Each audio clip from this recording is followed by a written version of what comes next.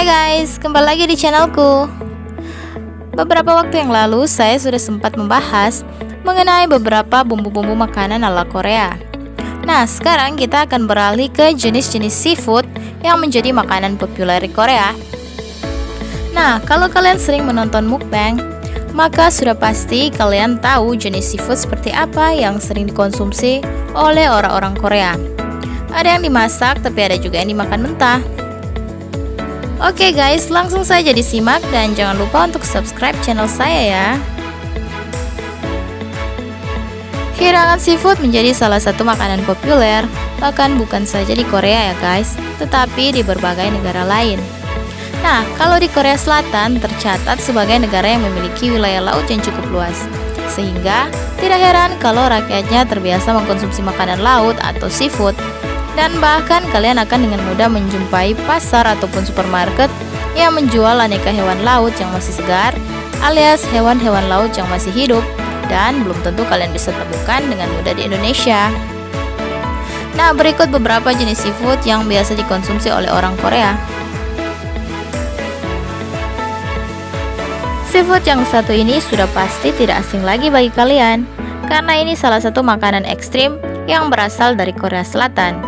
Dan walaupun cukup berbahaya, tetapi ini justru sering menarik minat para turis yang berkunjung di Korea untuk challenge makanan ekstrim yang satu ini.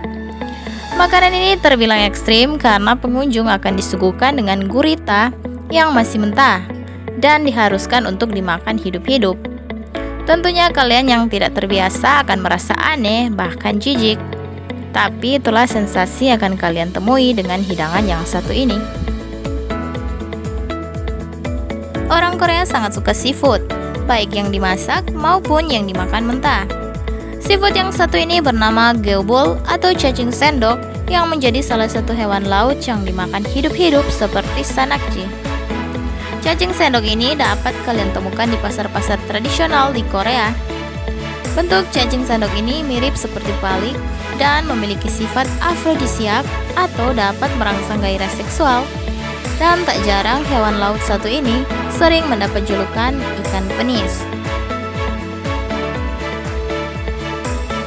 Bentuk dari seafood yang satu ini tampak unik dan terlihat seperti karang. Myeonggae atau disebut dengan nanas laut. Ukurannya memang tidak sebesar nanas dan teksturnya juga tidak sekasar buah nanas, tetapi lebih lembut. Orang Korea mengkonsumsi isi bagian dari dalam myeonggae dan cangkangnya atau kulit luarnya akan dibuang. Tetapi ada juga yang memanfaatkan kulit luarnya sebagai hiasan pada piring saji untuk mempercantik tampilan pada makanan.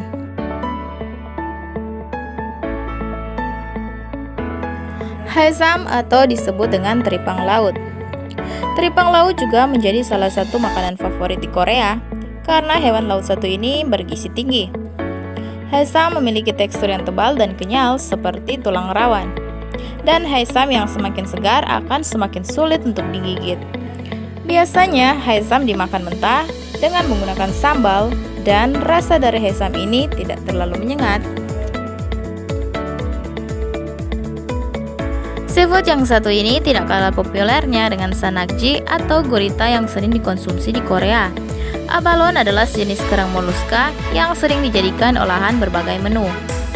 Daging dari kerang moluska ini menjadi salah satu daging istimewa di daratan Amerika Latin, khususnya Chili, dan di Asia Timur, khususnya di Korea, Tiongkok, dan Jepang, serta Asia Tenggara. Berbeda dengan kerang lainnya, abalone hanya dapat ditemukan pada kedalaman laut yang jauh, sehingga harga kerang ini juga terbilang mahal, yaitu berkisar 300.000 hingga 600.000 per kilogram.